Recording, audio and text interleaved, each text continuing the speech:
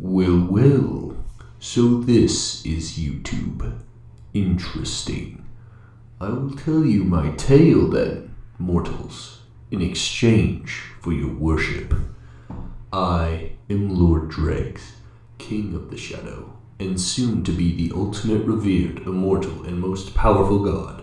But my ambitions were not always so high. I was once like you, a mortal man, living in a corrupt world of false gods who did nothing for those beneath them. I once lived in an old kingdom, centuries ago. I lived on a farm with my family. My father was a strict man. He believed that all men should find their place in the world and earn it. He may have been a humble farmer, but he was a veteran as well. The land he grew crops on were given to him by our king for his long years of service. My mother, my beautiful mother, sold crops in the market. She would always bring me and my brother Epikus to the market to help her out. We saw many knights. My brother had always wanted to be a knight, just like our father. I, on the other hand, was much more interested in magic. Only one mage lived in our city. Morladen was said to be the most powerful wizard of all time, and he served the king as an advisor and master of magic. He had no apprentices, not ever. Back home, it was my mother, father, Epikus, Sarah, my younger sister, and myself.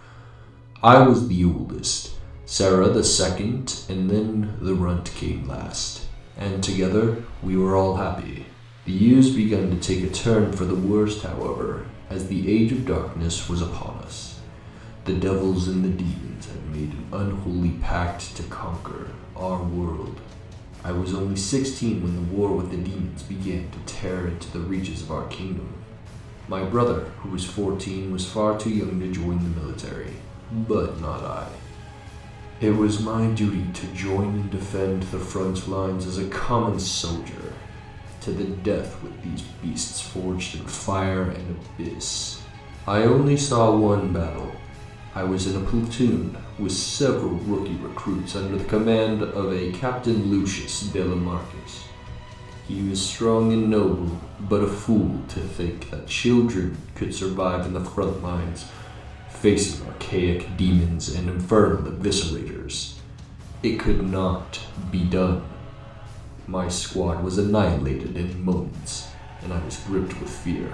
I had no choice but to run. Yet there was one who stood, a lone knight with an azure scarf and an ebony greatsword. I later came to know of him as the first of a powerful order called Demon Slayers. The first slayer, Agros Savan. It was he who had slain that horde single-handedly, and it was only by the magic of Morladen that he could exist. I had to find a way to learn from Morladen. Only he could teach me how to defend my family, though it was all in vain, for when I returned home, it was already destroyed. Ash upon the countryside, with nothing left but coals of my home and bones of my loved ones scattered out in the fields. The gods failed to protect my family just as I had. When I collected what was left to bury them, one corpse was missing. There were only 3 sets of ashen skeletons. It seems that my brother had either escaped or was devoured by some unholy abomination. I gave my family proper burials, tormented by my failure.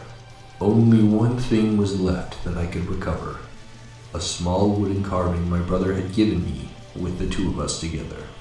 I had decided to learn from Morladen, force him to teach me if he had to, so I could become the most powerful wizard this world had ever seen and rewrite history itself. Unfortunately, he would not see me. I was not even worthy of his time or his teachings. I spent the next 10 years of my life dedicating to finding every scrap of magic knowledge. I scoured the ancient tunnels for lost tomes, I traveled to the far north in search of scrolls in the mountains, and even searched deep in the sea for the lost treasures of the lesser wizards of time. With all the knowledge I had acquired, after 10 years, I had gone back to see him and asked for his teachings once again. Surely he would train me. Surely he could teach me. But still he would not. He refused no matter what I pondered for. It was settled then. If he would not teach me, then I would kill him and take his research myself. I found a poison that I administered to him after disguising myself to be the castle chef. He died in agony as I took all that was his. I created a tower for myself deep in the caverns of the mountains. It was there I studied all magic. But I realized that it was too much. Many spells required decades of practice and temperament to perfect. I needed more time, much more time.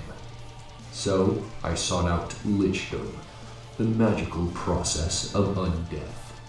This took me another 30 years to accomplish. The amount of people I had to sacrifice, and the sins I had to commit in search of foreknowledge were far beyond that which I could ever atone for. But I didn't want forgiveness from the gods. I wanted revenge. They took my family, and for that they would pay. I began to grow a small cult aimed at becoming death gods. My greatest disciple, a Serac, pushed my plans far beyond what I thought was possible. He and I were kindred spirits, one in the same. This cult did not last. Unfortunately, when a party of strong adventurers came to put an end to all of our work, all of my following was taken from me, and I know not what came of a Serac. But I did come to find that it was my own brother who led the adventuring party. Apparently, he had been asked to investigate the missing people that led back to me. And there I was, forced to go against my own blood, when it was the same blood spilt that set me on this path. I offered him to join me. Together, we could fix this world and have our family back. All things as they should have been. But he was blinded by his own morals and ideals of knightly honor. He chose to oppose me. It was clear that he was no match for me. My power far exceeded his expectation. I was immortal now. Shockingly, however, after I had killed him, I found that so was he. He was no lich like me, and he was young, not a day older than 30, and yet with all of my power I could not slay him. And he could not slay me either. It seemed like an eternity of battle, constantly killing him over and over, only to see him rise again. What foul god had punished me to this fate? The fight did come to an end when he managed to destroy my phylactery. I was defeated, but not slain. I had a contingency plan, for I had another phylactery hidden. When I recovered, two things were immediately obvious. The first was that I was half at my former strength. Using two phylacteries will have that effect. And the other was that I was not where I had hidden my other phylactery. I was in the Shadow Realm. A message was awaiting for me there from a Serac. If you find yourself here, then take as long as you need to recover, but be wary of the dark, old friend. A Serac had always been crafty. In my time in the Shadow Realm, I did recover to my full strength, but my spirit and body were altered. The half of me that was missing was built again from shadow, mist, and darkness. My magic was altered as well, and I spent the next several hundred years growing my shadow magic. I conquered the land, became one with the dark. I was beyond a lich now. I became inevitable. I wasn't an undead requiring souls, for the darkness filled that hole, yet somehow left another. In my return to the material plane, the world had not waited for me, it seemed. Things had changed. The countries were divided. The beasts had some kind of government, the dragons had become legends, and the war with the devils and demons had become an old wives' tale. Yet, the slayers remained, and there were more. Dragon slayers, demon slayers, monster slayers, and even death slayers. How they managed to branch out without Morladin's magic is well beyond me. But besides that, it was time for me to make my mark upon the world. Time to take what was mine. I took a piece of the Shadow Realm with me to create the Shadowland Isle, which would serve as my home. I created an army of the undead fairly quickly, and destroyed some land as a testament to my power. I went to the leaders of the great countries and offered them salvation from my wrath in joining me. A couple of foolish adventurers stood in my way, and now one kneels to me and the other has perished. Those two had made a band with my brother, some foolish paladin of light, and a cleric to defeat me.